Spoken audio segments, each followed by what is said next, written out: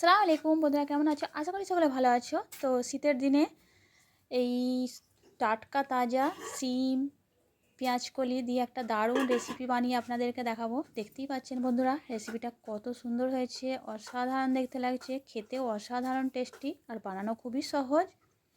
তো গরম গরম ভাতের সঙ্গে এরকম টাটকা তাজা সবজির রেসিপি হলে তো দারুণ লাগবে খেতে। বন্ধুরা প্রথম থেকে শেষ পর্যন্ত ভিডিওটা দেখতে থাকুন কিভাবে আমি রান্না করছি।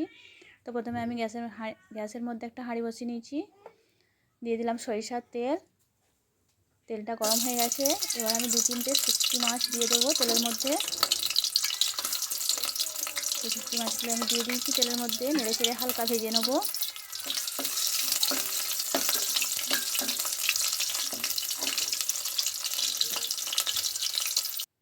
ভাজা হয়ে গেছে,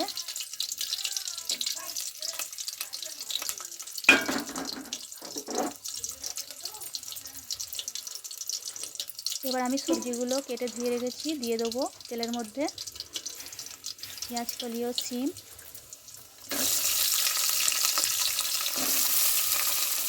সব সবজিগুলো আমি তেলের মধ্যে দিয়ে দিলাম। এবার দিয়ে দিচ্ছি স্বাদ মতো লবণ।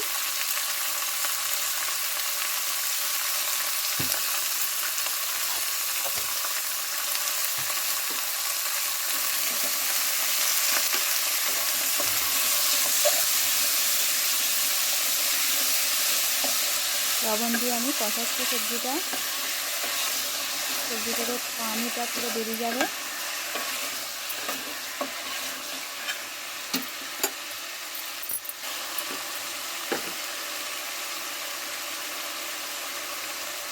এবার আমি দিয়ে দিচ্ছি লঙ্কা গুঁড়ো পরিমাণ মতো,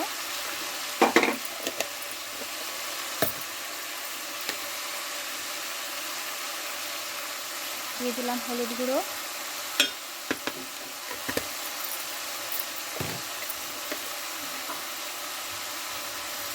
দিয়ে দিলাম ধনে গুঁড়ো,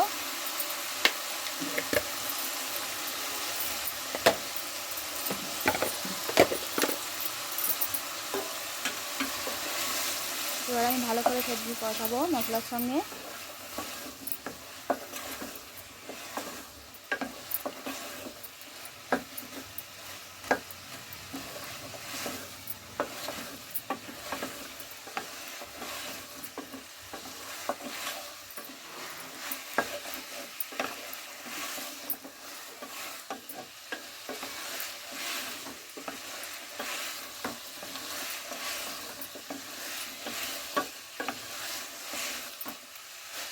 আমি ভালোভাবে শিম ও পেঁয়াজ কলি কষিয়ে নিচ্ছি।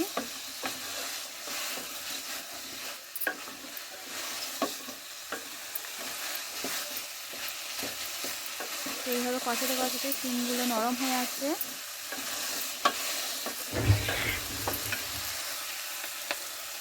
অল্প একটু আমি পানি দিয়ে দিলাম।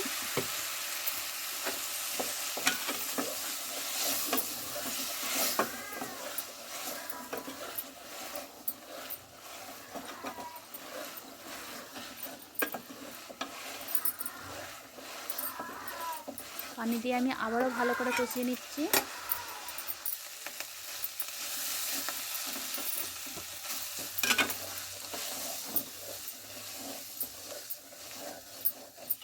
এইভাবে শিম রান্না করলে বন্ধুরা খেতে দারুণ টেস্ট হয়। তো আমার কষানো হয়ে গেছে, এবার আমি পরিমাণ মতো পানি দিয়ে দিচ্ছি।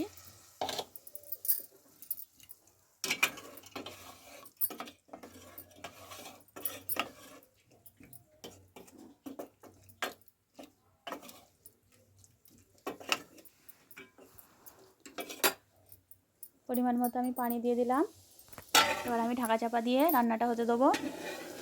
তো দেখুন বন্ধুরা কীরকম ফুটে উঠেছে, রান্নাটা প্রায় হয়েই এসেছে। এবার আমি ধনেপাতা কুচি ছড়িয়ে দিচ্ছি উপর থেকে।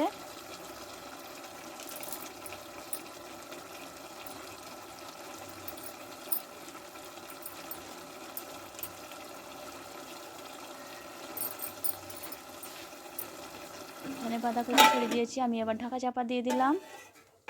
যতটুকু পানি ছিল ওটা পুরো শুকিয়ে গেছে, রান্নাটা আমার হয়ে গেছে।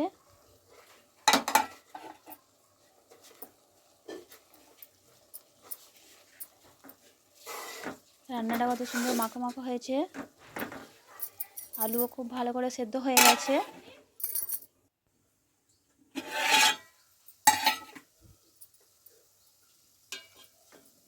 এবার আমি প্লেটে তুলে আপনাদেরকে দেখাচ্ছি কত সুন্দর হয়েছে রান্নাটা।